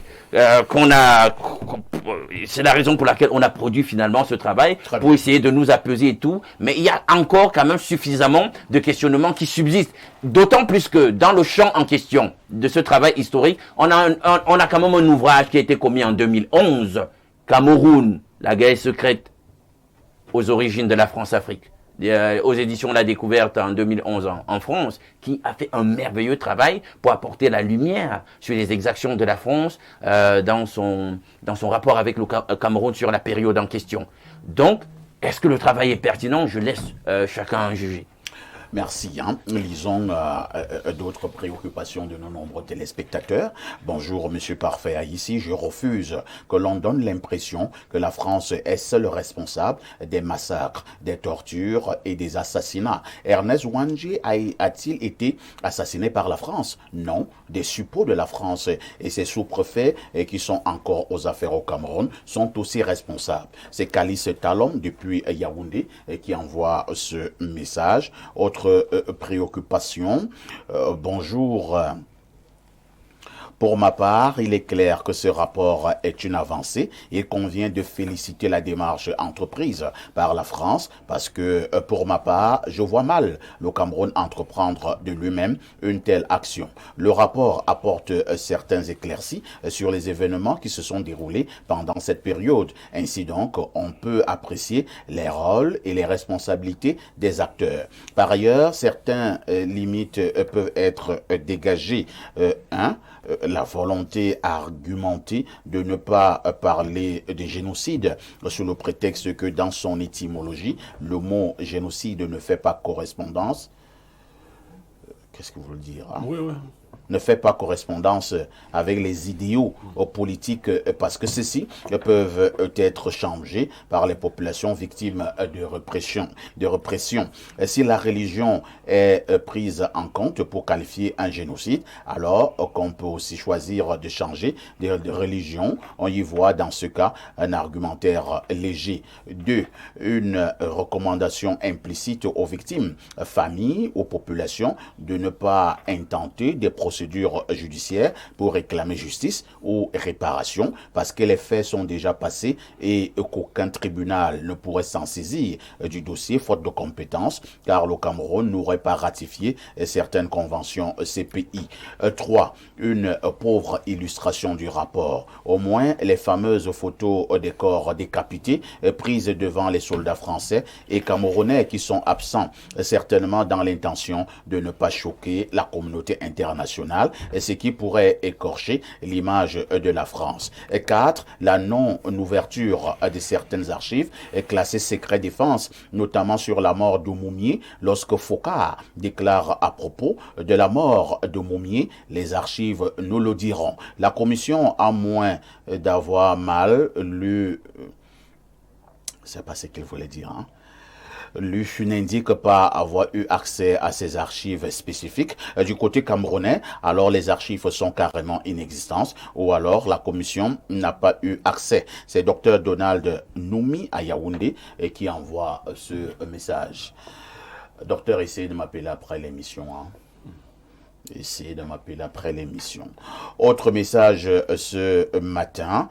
Bonne semaine à vous. Le chef d'Ongwa Ekele, c'est pas la France qui va vous sortir de la misère. Laissez même... Incroyable. Monsieur le chef, il y a un détracteur qui pense que ce n'est pas la France qui va vous sortir de la misère. Ce sont des propos indécents. Oui, c'est des propos indécents parce que moi, je ne sais pas qu'est-ce qu'on leur a pris. Nous, on nous a pris tout à nos parents. Nous, on se pose la question de savoir comment est-ce que nos parents ont fait pour nous envoyer à l'école. Parce que les terres où ils pouvaient faire des cultures, nos cacaoyères étaient là-bas et tous les cacaoyères de nos parents. C'est avec cet argent que la récolte qu'ils pouvaient nous envoyer à l'école. Hein? Mais ils n'ont pas eu cette chance-là. Nous, on se pose même la question, comment est-ce qu'on a fait pour que nos parents nous envoient? Comment ils ont fait pour nous envoyer à l'école? Parce qu'on nous a tout pris. Vous avez été spoliés. Oui, et il faut comprendre aussi. On vous a tout pris, on ne vous a rien donné. Et rien donné, rien. Et on se plaint depuis des années. Les parents se sont cotisés pour envoyer un grand-père à l'ONU, Ndinga. Je voulais justement poser cette question pour le cas, parce que vous êtes de la famille Invent, qui est à Waekele, à Oulézoa, et au niveau de certaines zones. Obili. Obili. Parce que quand vous entendez parler d'Obili, c'est qu'on avait dit à nos parents, vous allez obligatoirement. Donc, il n'y a qu'Obili. On les a enlevés là. Oui, et quand tu rencontrais un de tes frères, tu lui demandais il faut à Obili. Est-ce que tu vas obligatoirement? C'est comme ça qu'on parle le nom du quartier Obili. L'étymologie. Oui, c'est comme ça, Obili. Ça veut dire obligatoire. Hein? On nous a appris quand on vient faire l'Assemblée nationale, même chose. Lycée Leclerc, même chose. Cela signifie que l'Assemblée nationale, l'ambassade de France, une bonne partie du quartier général, oui. le lycée Leclerc, ce sont vos terrains. Nos terrains. Et même l'archidiocèse de Yaoundé. Oui, l'archidiocèse de Yaoundé, oui. Nous avons donné 99 hectares sur 103 hectares. Avez-vous été dédommagé? Jamais. Jamais. Et je vous rappelle, quand Tony Bakot était là, on était allé le rencontrer parce qu'il demandait qu'on paye 2 millions pour faire enterrer nos morts. Sur vos propres terres? Oui. On a été obligé de faire un mouvement, comme on est en train de vouloir le faire pour l'ambassade de France. On va faire un mouvement où on va protester. Le gars là vous attend. Oui, mais parfait. Il n'y a pas de problème. Si je peux intervenir, Sa Majesté, peut-être en offre, je le ferai davantage. L'idée que nous avons, c'est que vous n'êtes pas bien organisé. Ça ne doit, de mon point de vue, ça ne doit pas être une revendication de surface. Il faut que le travail soit fait de telle sorte que ça ne bénéficie pas seulement à votre génération d'aujourd'hui, mais de manière durable. Parce que si ce n'est qu'un simple mouvement d'humeur, on va vous donner 5 millions. Et on se connaît. Le mouvement va se tasser, les gens vont rentrer à la maison. Est-ce que ça va régler le problème fondamental? Moi, je suggère que vous écriviez aux instances qui sont habilitées. Il faut une bonne part de rétrocession, et de l'ambassade de France, et de l'Église catholique. Parce qu'il ne faut pas seulement indexer l'Église catholique a un terrain qui est parfait, qui est extrêmement grand pour rien. Une bonne partie, parce que vous devez avoir des cimetières, vous devez avoir des lieux de résidence d'une part. Mais qu'on lève aussi cette incongruité de francs symboliques. Ailleurs, vous savez ce que le Cameroun paye simplement pour avoir le petit espace qu'il a comme ambassade en France. Alors, même si on taxait à 1 franc le mètre carré en Guayaquil par an pour les populations, c'est-à-dire à reverser aux autochtones, cela ferait beaucoup d'argent. Mais organisez-vous mieux. Moi, je préfère vous le dire d'abord là en télé. Parce que celui qui vous a taquiné là, il y a une idée en arrière-plan. Que quand il y a la famine, les gens se lèvent, ils font un mouvement. On les calme. On leur donne 5 millions. Et après, ça va recommencer. Oui, Sa Majesté veut réagir. Oui, je vais vous dire une chose. En termes de rétrocession et consorts, nous avons entamé des démarches il y a plusieurs années où on nous a rétrocédé du terrain. On nous a rétrocédé du terrain au niveau de Quand vous voyez au niveau du tribunal militaire, Oui. toute la bande là, nous avons des titres fonciers au nom des invents, des familles invents. Mais on ne peut pas utiliser ça. On ne peut pas utiliser ça. C'est un peu de trop. Nous allons encore... Nous sommes organisés. Nous allons encore relire les messages. Hein. Bonjour le Omniobé de la modération et à ton impressionnant panel, l'affaire entre la France et le Cameroun sur la période coloniale révèle des enjeux politiques, historiques et diplomatiques. La France a longtemps dissimulé son rôle dans la répression violente des mouvements indépendantistes, notamment contre l'UPC, avec des assassinats de figures clés comme Robin Onyobé et Félix Roland Moumier. Malgré l'indépendance en 1960, la France a maintenu son influence via des réseaux de la France-Afrique. Le rapport remis à Macron vise à apaiser les tensions, mais évite la question des réparations. L'accès limité aux archives sensibles et les intérêts politiques des deux pays compliquent la quête de vérité et de justice. Lodin, fils de Fautiem. Je repasse la parole à Bernard Owona. Bernard Owona, une autre préoccupation, quelqu'un sur ce plateau, je pense, commençait déjà à le relever. Avez-vous eu l'impression que dans le cadre de ce travail, il y a eu de meilleures implications? Est-ce que les historiens du Cameroun ont été impliqués? Est-ce que certains acteurs de cette époque ont été impliqués? Est-ce que certains leaders ont été impliqués? Est-ce que ces gens sont véritablement allés au niveau du Cameroun profond pour toucher les familles qui véritablement avaient subi, entre guillemets, le martyre? Avant de répondre à cette question, je voudrais dire un mot sur le cas des familles Mvang, que je connais bien, étant natif également de Yaoundé. Je veux dire à Blériot que les Mvang sont bien organisés. Je connais leur combat depuis des années à travers le père Osama, qui était un patriarche de l'église catholique romaine. Ils ont saisi le président de la République à plusieurs reprises. Ils ont eu gain de cause au niveau des tribunaux. Mais le problème du Cameroun, et ça reste toujours ce qu'on dit sur ce plateau, comment on fait pour appliquer les décisions de justice au Cameroun? Comment on fait pour appliquer les instructions du chef de l'État quand il demande qu'on retrocède tant de terrain à la famille? C'est ça le vrai problème. Maintenant, je leur dis, comme Blériot a dit, de s'organiser davantage et de revoir encore le président, parce que le président sera candidat à l'élection. Revoir quel président? Le président de la République. C'est facile de le voir? Non, de lui écrire à nouveau. Il faut lui écrire encore parce que le président sera candidat. Je vous donne l'astuce. Il sera candidat à l'élection présidentielle d'octobre. Il est très attentif et attentionné lorsqu'il est candidat à une élection, comme c'est le cas en octobre. Écrivez-lui. Vous allez voir qu'il pourra trouver un début de solution à votre problème. C'est quand même grave ce que vous avez enduré. Vous voyez l'archidiocèse, vous voyez le MINDER, vous voyez l'Assemblée nationale, vous voyez le lycée Leclerc, vous voyez les Français. Les gens qui ne vivent pas cette réalité disent seulement comme ça. Quand quelqu'un écrit comme celui qui a écrit là, bon, lui, si on lui prend tout son village. Vraiment. Et il y a même un drame, c'est que ces familles ont été déportées, ont été divisées. C'est-à-dire que les gens sont obligés, une partie va là-bas, une partie va là-bas. Il y a une autre partie qui allait en Banco. Oui, en Banco, alors que c'était les mêmes familles. C'est les mêmes familles de Yaoundé. D'autres sont allés à Odoa, vers Soie. Mbangayene, au Carrefour des Carreaux. Voilà, partout là. Parce que quand ils arrivent à Olezoa, on se met à construire le chemin de fer et se disent que, voilà encore des travaux. Nous, on traverse. Ils ont traversé. Ils sont allés voir les Borbelinga. Je voulais faire cette précision. Maintenant, concernant l'implication de tous. Je voudrais d'abord dire que j'ai regardé la cérémonie. La cérémonie à la télé. Qui a été retransmise en direct au niveau de la chaîne nationale. J'ai vraiment bien observé les 12 acteurs majeurs de cette commission. J'ai bien observé les Camerounais qui étaient concernés. Je vous avoue qu'il n'y avait aucun nom qui... Je n'ai pas la prétention de manquer de respect à ces universitaires que j'ai vus. Il y avait beaucoup de petits garçons là, de petites filles, et maximum une femme qui avait les cheveux blancs.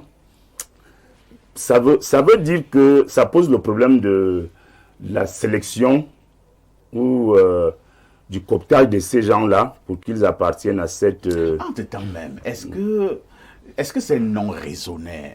C'est ça que je suis en train de vous dire, que c'est non raisonné lorsque lorsqu'on parle de l'histoire du Cameroun, lorsque la coprésidente de cette commission, elle s'appelle Frankine Lemondi, lorsqu'elle présentait les membres de cette commission, les Camerounais notamment, je vous assure que je faisais un effort de bien regarder. Ça ne renvoyait pas à grand-chose. Est-ce qu'ils ont fait un travail de terrain pour aller interroger, pour aller questionner les acteurs majeurs de cette époque-là, parce qu'il y en a encore. Certains sont encore en vie. Ils sont encore en vie. Est-ce qu'ils sont donc venus au Cameroun pour faire ce travail de recherche, ce travail d'enquête, d'investigation, de recoupement et tout le reste? Moi, je pense qu'ils ont fait un travail scientifique, c'est vrai. Ils ont eu beaucoup de moyens pour le faire. Mais je pense qu'il y a beaucoup de choses qui doivent encore être faites. Et je vous ai dit que le président lui-même a reconnu le 28 janvier dernier au Palais que c'est un début. Ce n'est qu'un début de vérité. Un début, ça veut dire qu'il y a beaucoup de choses encore qui doivent être faites. Et je crois que si le président l'a dit, il est conscient. Il est conscient. Et d'ailleurs, ça a été, je pense, c'était la première préoccupation. Comment est-ce que les gens qui nous ont tués sont eux-mêmes encore maîtres du rapport? Tout à fait. Ça suscite quand même un certain nombre de questionnements. Et donc, ça veut dire que... Et là, je posais le problème de crédibilité. Bien entendu. Si moi, je suis venu dans ton village, je suis venu commettre, je ne sais pas moi, des exactions, des meurtres, des assassinats. Et après, c'est le moment venu, c'est à toi qu'on demande de faire le rapport. Oui. Est-ce que je vais vraiment tout dire? Est-ce que je vais même dire ce qui est vrai? Le seul avantage qu'on a dans cette affaire parfaite, c'est que les archives là, dès qu'elles sont déclassifiées, elles sont à la merci de tout le monde. Donc c'est des archives qui sont là, que beaucoup de gens ont visité, ont feuilleté, ont parcouru. Attention, c'est ce que je relevais. Est-ce que tout a été mis dans les archives? Ce n'est qu'à la commission que revenait le privilège de consulter les Oui, archives en question. oui. À la commission. Donc, or, la commission elle-même, tu le relevais, est déjà cooptée par le président Macron. Oui, la commission, même quand vous la voyez, vous vous posez des questions de la provenance des personnes qui sont... Ça, c'est mon problème. Et donc, moi, je me suis posé la question, les gens s'y sortent d'où? Est-ce que ces gens-là avaient le charisme, avaient la personnalité, la pointe? Toi, tu connais les gens là, Bernard? Non. Je vous avoue que... Bléreux, toi, tu connais les gens là? Bon, connaître, c'est trop dit. Une des jeunes dames dont il a parlé, qui a travaillé au Cameroun sur le terrain. Tu la connais? Oui. Donc, tu connais une personne? Oui, mais je vais vous dire quelque chose de plus grave. Oui. Si tu étais ces gens ou les Camerounais que nous connaissons, la technique qui a été utilisée, c'est la technique d'un fumage avec beaucoup d'argent. Vous comprenez? Et je crains même que vos historiens camerounais n'aient pas pu produire grand-chose. Parce qu'ils ils n'ont pas l'habitude de voir un tel argent. Oui, non. Si vous versez... Vous n'allez pas manquer trop de respect aux historiens camerounais quand même. Ici, je dis quelque chose. Vous savez, on se connaît. Nous sommes comme les Ivoiriens, nous nous connaissons en détail. Vous versez beaucoup d'argent aux gens. Ils vous laissent faire. Ils commencent à réciter ce que vous voulez. Oui. Beaucoup d'historiens camerounais ont même contribué à obscurcir l'histoire du Cameroun. Moi, ce que je veux qu'on retienne, c'est que le fait que ça commence à s'ouvrir là, ce ne sera pas avec Macron. Vous savez, le privilège du président Paul Biya, c'est que lui, même s'il était très jeune, il était là. Oui. Il a des informations qu'il a qu'un bébé comme Macron, bon, bébé entre guillemets en âge par rapport... n'aura pas. Quand il dit que c'est un début de vérité, il y a des informations à l'époque de Paul Biya qu'il connaît. Et puis il a travaillé avec Ayidjo. En 71 déjà... Il a travaillé avec les Focas. En 71 déjà, Paul Biya était haut fonctionnaire. Il est connu au jour là. Paul Biya en 71 déjà était haut fonctionnaire. Il était à la présidence de la... Donc il connaît des choses. Il a parcouru rapidement, on lui a fait une synthèse. Il dit que les gars, vous avez commencé, mais on ira plus loin. Et l'histoire finira toujours par jaillir. Tout à fait. Merci. Oui, Alain Douk. La présidente de cette commission, Karine Ramondi, disait, au sujet de cette partialité dont tu poses la problématique, disait que non, elle est une historienne et qu'elle est capable de faire mon de détachement. Ça, il faut encore le vérifier. Mais nous relevions déjà le fait que les membres de la commission en question sont cooptés. Qu'est-ce que, par exemple, Nini et professeur émérite comme Aboua professeur Aboua, un historien émérite de ce pays, a dit justement à ce sujet, lorsqu'il a écouté voilà, le nom des membres de la commission, il a dit il a l'impression qu'on est en train de vouloir faire dépeindre l'histoire du Cameroun en l'absence d'historiens camerounais. Or, on a l'impression que justement, c'est le cas, parce que quand on dit déjà que il n'y avait pas de la pêche lorsqu'on évoquait les noms, lorsqu'on essayait de regarder les figures, etc., on est tenté donc de donner raison à professeur Aboua. Paix à son âme, mais le professeur Aboua également, de temps en temps, été accusé. Hein. Tu commences à dire ce que tu commences à dire. Paix à son quand âme. Ça vient de... Oui, non, que son âme soit en paix ou pas, ça, je dis qu'avec beaucoup d'argent, les Camerounais sont souvent comme maintenant, on les connaît. Bon. Alors, parfait, ici, il y a une partie de l'histoire que la tribune de l'histoire animée, qui vous connaissez, a fait. C'était un travail énorme dans ce sens. Oui, je pense que c'est un monsieur qui mérite des félicitations. Hein. Monsieur Anani Rabi. Ce monsieur a abattu un travail énorme pour restituer un certain nombre de choses concernant les faits historiques. Mais dans ce pays, je n'ai jamais compris pourquoi on ne l'a jamais pris au sérieux. A-t-il été consulté, monsieur Rabi Bindi? Je n'en sais rien. Moi, je ne l'ai jamais rencontré physiquement, mais je regardais ses émissions à la télévision. Il faisait un travail documentaire très fouillé. Un travail documentaire vraiment de haut vol. Autre message ce matin. Alors, lisons rapidement ceci. C'est une pluie de messages comme d'habitude. Bonjour, monsieur Aïssi. La mise sur pied de la commission France-Cameroun, qui a travaillé sur la période de 1945 à 1971, sous l'impulsion du président français Emmanuel Macron, ne serait-il pas une manière subtile de couvrir les actions et exactions de la France? Depuis quand le loup et l'agneau peuvent-ils convenir de ne plus se quereller au bord du ruisseau, au point où ils écrivent déjà ensemble cette histoire-là? Alino de Mimboman. Moi-même, je me pose la même question. Beau, hein? C'est bellement dit. Moi-même, je me pose la même question. Je ne fais que poser cette question. Le loup et l'agneau. Voilà. Alors, qu'est-ce qu'on dit là? Le plus grand propriétaire foncier au Cameroun, c'est l'Église catholique. Non. C'était avant. Qu'est-ce qui s'est passé? Il y a des gens qui ont pris les 5000 hectares. Oui, c'est vrai. 5000 Donc hectares. ça a changé. À Yabassi. Et ne sont plus à la tête du Non, l'Église catholique. Oui, un individu a pris 5000 hectares à Yabassi, aux autochtones. Bonjour, parfait. Ici, ce rapport a un fond superficiel, car certains non seulement sont encore aux affaires, mais aussi étaient des pions du régime colonial. Et pour Sa Majesté sur le plateau, voilà aussi la conséquence d'être du R. Demandez au Moulinex de la République de vous aider, car c'est vous qui mangez... non, vraiment... Il faut arrêter ça. Nous, nous sommes très sérieux ici. Laissez-nous vos histoires des réseaux sociaux. Parce que là, tu nous parles de la sardine, de je ne sais pas moi quoi. Et il envoie ce genre de message. Voilà, vraiment, nous sommes très sérieux ici. Nous sommes en train de parler de l'histoire et nous sommes en train de vous comprendre qu'il y a des familles autochtones qui ont été spoliées. On leur a tout pris. Et nous avons une de ces familles sur ce plateau, représentée par l'un de leurs chefs, le chef de Waikele, la grande communauté, la grande famille Invent, qui est venue vous le dire. Donc, par moments, soyez un peu sérieux. On sait que nous sortons du week-end, nous avons vu des choses bizarres. Bon, nous soyons un peu sérieux. Je repasse la parole justement au chef d'Ongwaekele. Nous sommes déjà presque à la fin de ce programme. Quelqu'un nous posera la question, mais je pense que la question n'a plus lieu d'être. Hein. C'est-à-dire, depuis 1941, est-ce que vous avez eu à vous plaindre? Pourquoi seulement maintenant? Je pense que vous avez souvent eu à vous plaindre. Oui, nous avons eu à nous plaindre. On vous explique ici que nous avons envoyé un de nos oncles, un de nos grands-pères, Joseph, à l'ONU. Il y a eu des résolutions, mais qui n'ont jamais été mises en pratique.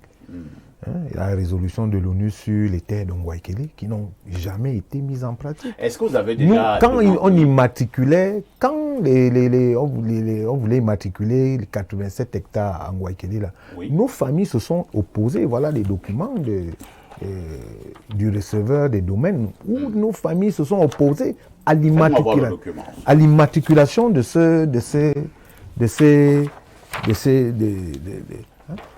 tout le temps, nous avons toujours protesté, manifesté. On a protesté. Qui devait appliquer les... Et là, je vois, là, c'est depuis 1961.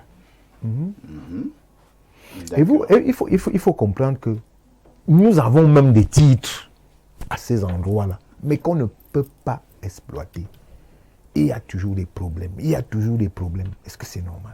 Est-ce que vous avez quand même eu à faire une demande, peut-être à rencontrer le président de la République? Oui, notre patriarche a eu à rencontrer à l'époque le chef de l'État, le père Osama. Il a eu à le rencontrer. Des instructions ont été données, parce qu'on nous a pris 87 hectares, mais le ministère de la Défense a titré 100 et poussières, 112 hectares. Il y a eu un surplus là de 35 hectares qu'ils ont titré. On a demandé de nous reverser ça, parce que les réquisitions normales, c'était 87 hectares, mais ils ont pris un peu plus. Mais les 35 hectares, quand on arrive sur le terrain, ils ont déjà utilisé 17. Mais il vous reste 18. Il reste 18. Sur les 18, là, on nous fait les titres fonciers. On ne nous donne même pas. Même sur les 18 qui restent. On ne nous donne pas accès là-bas. Quand on arrive là-bas, les militaires disent qu'ils tapent sur nous. On dit que vous aussi, vous allez être les voisins des militaires, comment? Mais l'ambassade de France est voisin du ministère. Pourquoi nous qui sommes dans notre village, on ne peut pas être voisins? On a dit aussi. Pour vous donner ça en argent, vous allez chercher... Oui, nous, c'est que nous, on a déjà trop souffert. Parce que j'ai entendu... Vous êtes dans OTS? OTS. On a trop souffert. On a trop souffert. Non, je dis, bon, je ne sais pas comment... Une forme d'OTS. Oui, bon.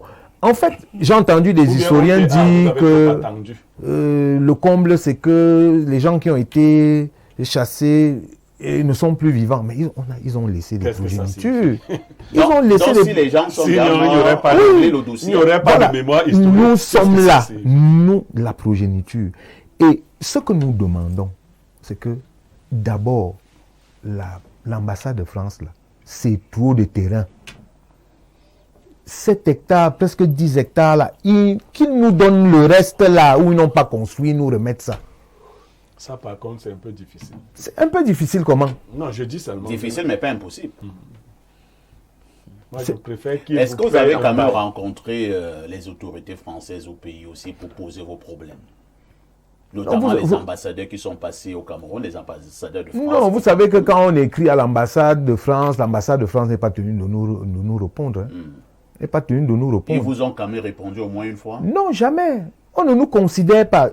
Je vous dis, ils ont un document, c'est un décret qui leur donne le terrain sur 99 ans. Et quand on regarde même ce genre de décret-là, ce genre d'accord-là, ça peut être que c'est la même chose avec, sur d'autres plans, peut-être miniers, des trucs comme ça, où ils nous ont trompés. Ils ont trompé l'État camerounais. Parce que c'est bien dit ici, l'État du Cameroun est autorisé à louer. Qui autorise? À l'époque, en 1957, c'était sous tutelle française de l'ONU. C'est un haut commissaire, Pierre Mesmer, qui était là.